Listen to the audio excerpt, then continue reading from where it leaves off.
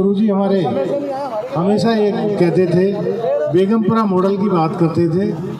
और मैं सभी सरकारों से अपील करना चाहूँगा कि ऐसा बेगमपुरा मॉडल की तरह इस देश को बनाने की कोशिश करें, चाहे वो कोई भी सरकार हो। जिसमें वो हमेशा कहा करते थे, ऐसा चाहूँ राज में जहाँ मिले सबन को अन्न। संत रविदास जी, संत कबीर, गुरु नानक जी, सिख धर्म के संस्थापक, ये तीनों जन समकालीन थे। हम लोग ने सच के पीछे जाना चाहिए, सच को समाज के आगे आना चाहिए। विचारधारा का महापुरुषों की कभी मरती नहीं, कभी खत्म होती नहीं। लेकिन बाबा साहब ने बताया, विचारधारा लेके जाने वाले लोग जब देश में नहीं बचोगे तो महापुरुषों की विचारधारा खत्म होती है, महापुरुषों खत्म होते हैं। गुरु महाराज के चरणों में नमन करता हूँ। जो जन्मोत्सव कमेटी है, जो बुलागी जी के नेतृत्व में चल रही है, ये इतना बढ़िया प्रोग्राम हर साल करती है। और आज तो दिल्ली के कोने कोने से तमाम लोग आए हुए हैं, बहुत खुशी हो रही है।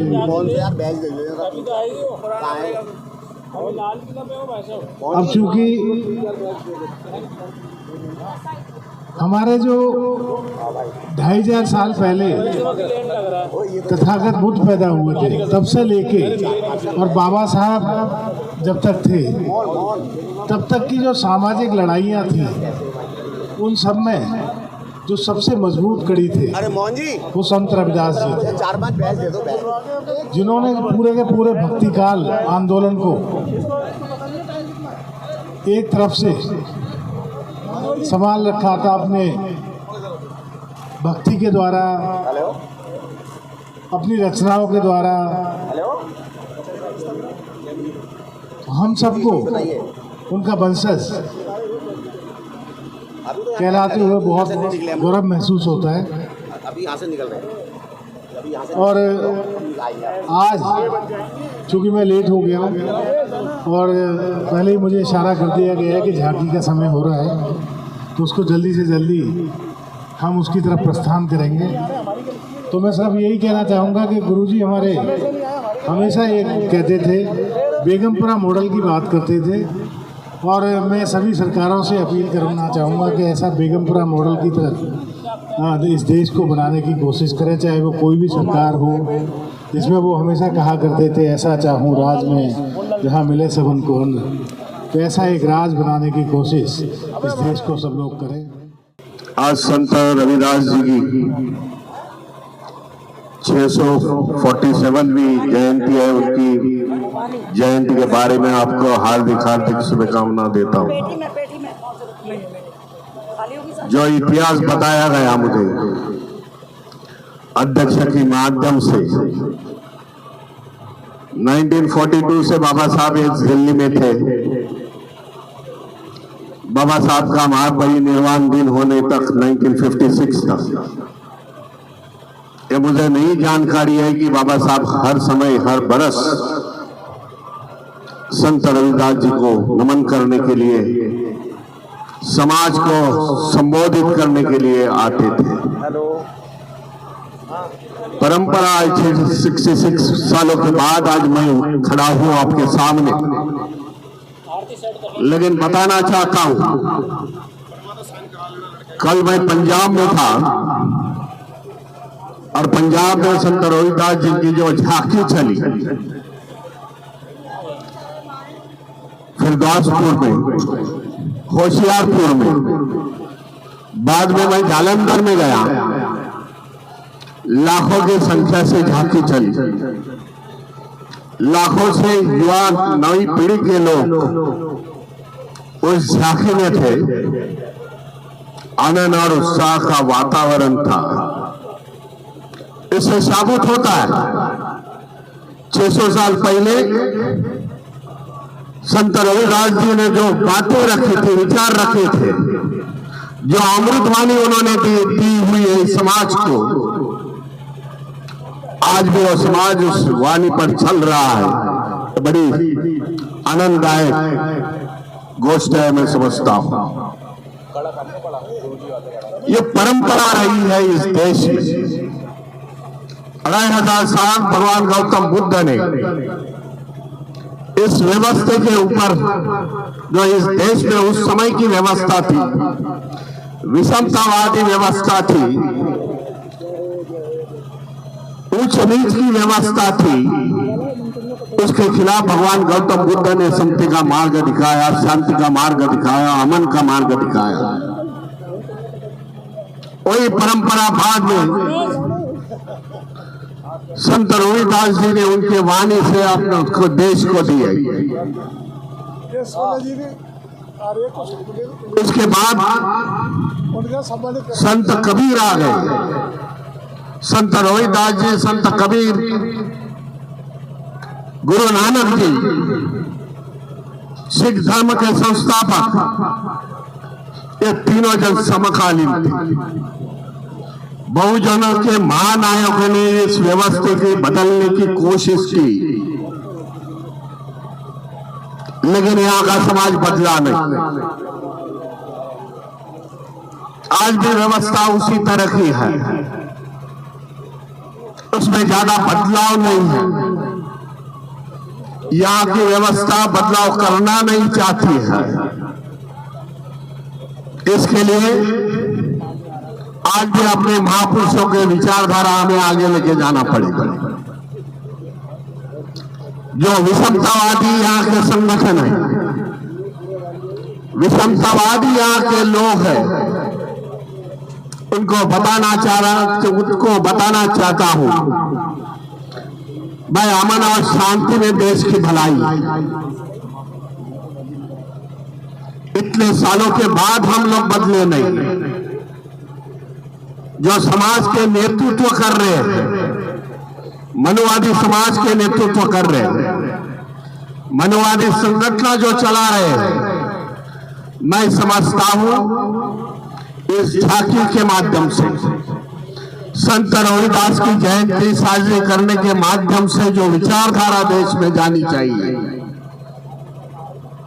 और वो विचारधारे पर वो लोग भी चलने चाहिए, ऐसा संदेश देने का जरूरत है। जब मैं अमृतवाणी पढ़ता हूं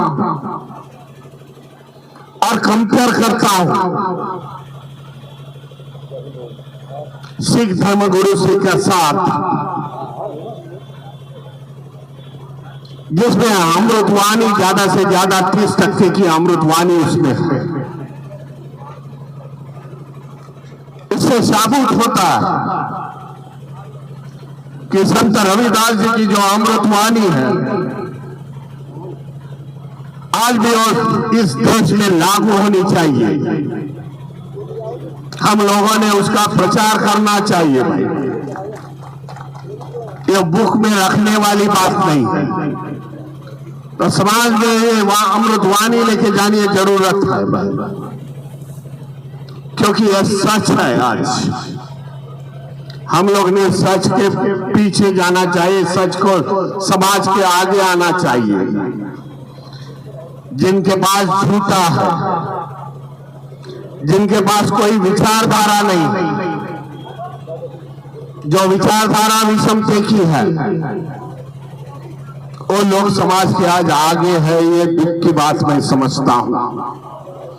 इसके लिए भगवान गौतम बुद्ध हुए, संत रविदास जी, संत कबीर, गुरु नानक जी, इन सभी के विचार समाज के कोने कोने पर जाके समाज के आखिरी तबके तक जाने की जरूरत है, मैं समझता हूं।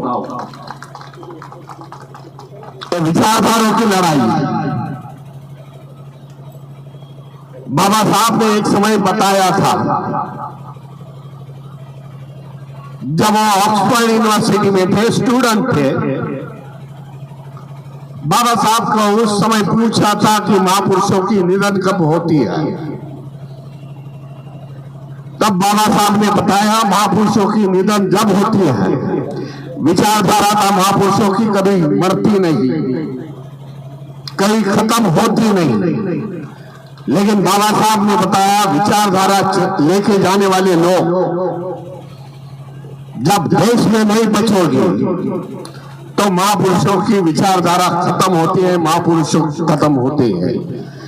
इसके लिए हम लोग ने विचारधारा, इनकी विचारधारा लेके चलने की कोशिश करने की जरूरत है। मैं समझता हूं आज भी देश की हालत ऐसी है, इसके लिए विचारधारा की लड़ाई लड़नी जरूरत मैं समझता हूं, ज्यादा समय न लेते हुए।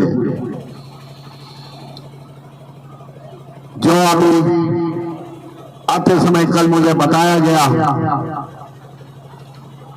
होशियारपुर में कि एक पुराना मंदिर था संत रोहिदास जी का, जो 500-600 साल का इस दिल्ली में, उसको नष्ट किया गया।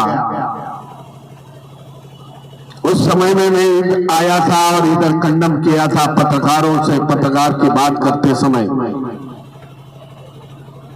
हमारी जो ऐतिहासिक वास्तु है वो हमें बचाना पड़ेगी भाई आने वाले समय में। वही हमें को विचारधारा, ऊर्जा, प्रेरणा देगी। इसके लिए आप सभी को धन्यवाद देता हूं और दिल्ली वालों से ऐलान करना चाहता हूं कि आप संख्या से ज्यादा है, गुरु रविदास को मानने वाले ज्यादा है। जो भी शेड्यूल कास्ट, शेड्यूल ट्राइब के लोग होंगे भाई, बड़ी से बड़ी हमारी ताकत दिखाने की आज जरूर है इस समाज में। क्योंकि मैं जो कल जालंधर में देखा, होशियारपुर में देखा, कई लाखों के लोग वो झांसी में थे। मैं करीब 3 किलोमीटर की दूरी पर चल रहा था उनके साथ। इसके लिए दिल्ली वासियों को बताना चाहता हूं भाई, आज समस्या है संख्या की। जिसकी संख्या भारी है उसको ही आज सल्यूट करते हैं, उसको मानते हैं। इसके लिए आने वाले समय में ज्यादा संख्या से झांकी, ज्यादा संख्या से लोग यहां इकट्ठा हो यार, लोगों को बताए आज हम संत रोहिदास जी की विचारधारा लेके चल रहे हैं। मैं धन्यवाद देता हूं कमेटी को जिन्होंने मुझे आज बुलाया। मैं धन्यवाद आप सभी को देता हूं कि संत रोहिदास जी की विचारधारा लेके आप समाज के आगे जाओगे। इसी कारण मैं मेरे वाणी को विराम देता हूं। नेशनल दस्तक की आपसे गुजारिश है कि अगर इसको बचाना चाहते हैं तो नेशनल दस्तक को सब्सक्राइब करने के लिए रेड कलर के सब्सक्राइब बटन को दबाएं, फिर बेल आइकन की घंटी दबाएं। नेशनल दस्तक को बचाने के लिए बहुत जरूरी है कि हर खबर को शेयर करें, लाइक करें, कमेंट जरूर करें।